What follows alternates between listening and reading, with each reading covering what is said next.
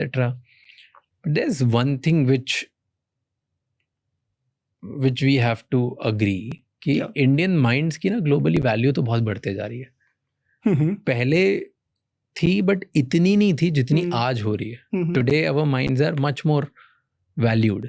If you talk about, आपने इतनी Google की बात करी, is today as an Indian mind which is actually running the show there. True 100%. There हमने Microsoft की इतनी बात करी, ओपन एआई इतना बोल रहे हो, is again. So Indians are killing it. Right.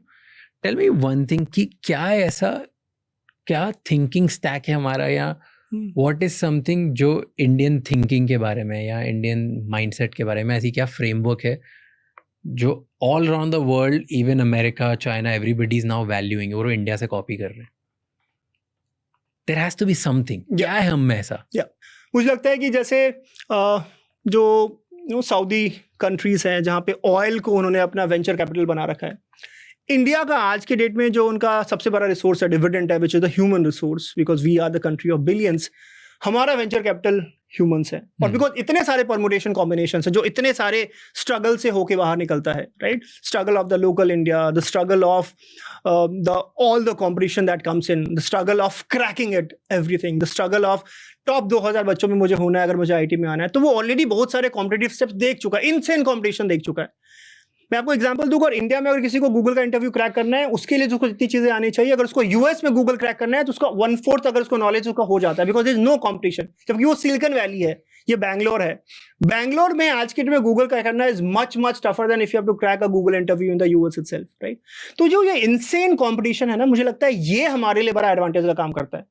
दूसरा, हम बड़े फ्लेक्सिबल है चीजों को करने के लिए. I tell you mindset again very frank. जब मैं यूएस में काम कर रहा था कुछ दिनों के लिए, तो वहाँ के जो यूएस के काउंटर पार्ट थे हमारे अमेरिकन, वो 9 बजे आएंगे और 6 बजे चले जाएंगे. एंड 6 बजे के बाद they will not give a dam.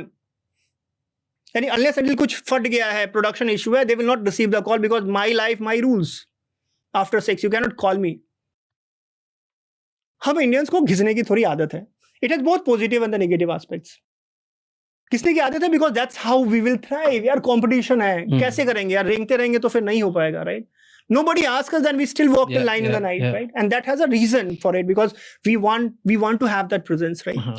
तो हमारा जो स्ट्रगल रहा है इतने टाइम पे, हम जो एक कॉम्पिटिटिव एनवायरनमेंट से निकल के आते हैं, तो हमें मेंटली वो चीजें काफी ज्यादा स्ट्रॉन्ग कर देती है. जब मैं ऑलरेडी इंडिया में 25 लाख में से अगर टॉप 2000 बच्चों में निकल सकता हूँ, तब तो मैं यार यूएस में कोई कंपटीशन ही नहीं है. यहाँ पे 15 लाख इंजीनियर हर साल निकले, वहाँ पे 2 लाख लोग हैं यार. और एक बार मैं अगर यूएस पहुंच गया, तो जो एक्सपीरियंस है मैंने सीखा है, it's very easy for me to go and. तो आप देखोगे मोस्ट ऑफ द पीपल जो यहाँ से हेडक्वार्टर्स में मूव कर जाते हैं, हर एक कंपनी का, पेपैल का, लिंक्डइन का, माइक्रोसॉफ्ट का, गूगल का, उनका एक सेंटर यहाँ पे और उनका एक मेन सेंटर हेडक्वार्टर्स में होता है. यहाँ पे अभी भी आज के डेट में, विथ ऑल ड्यू रिस्पेक्ट, जितने घटिया काम होता है ना, जो बिल्कुल यूएस के लोग बिल्कुल करना नहीं चाहते, वो आउटसोर्स कर दिया जाता है. सारी कंपनीज का यही है. मैंने सारी कंपनीज में काम करा है, पेपैल, लिंक्डइन, इन सारी कंपनीज में जो भी इंपॉर्टेंट काम से जिससे बिजनेस ग्रो करेगी, जिससे मैक्सिमम रेवेन्यू इंपैक्ट होगा, that will happen in HQ. जितने भी आउटसोर्सिंग वाले काम है, सर्विस वाले काम है, मुंडेन काम है, जिसको शायद कोई इंटरेस्टिंग रोल नहीं है, वो सारी चीजें इंडिया के ऑफिस से ड्राइव होता है.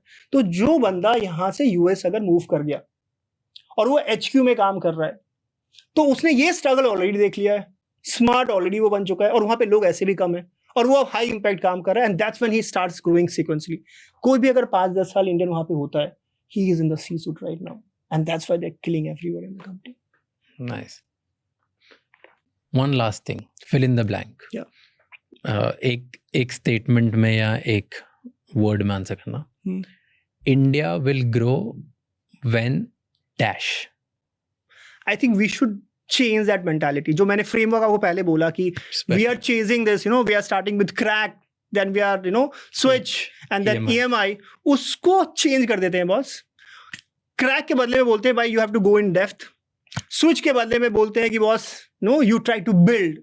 और EMI के बदले अगर हम कंपाउंडिंग बच्चों को सिखा देना, ये 3 नए स्क्रिप्ट अगर हम लिख ले, if Indian society, Indian parents, हमारा सिस्टम अगर ये नया स्क्रिप्ट बना दे, script for this new era, ताकि ले ऑफ के बाद लोगों को सुसाइड करने की जरूरत ना पड़े, ताकि लोगों को पता हो कि AI के एज में खुद को कैसे मॉडिफाई कर सकते हैं, ताकि लोगों को पता हो कि मैं अपने 10x प्रोडक्टिविटी कैसे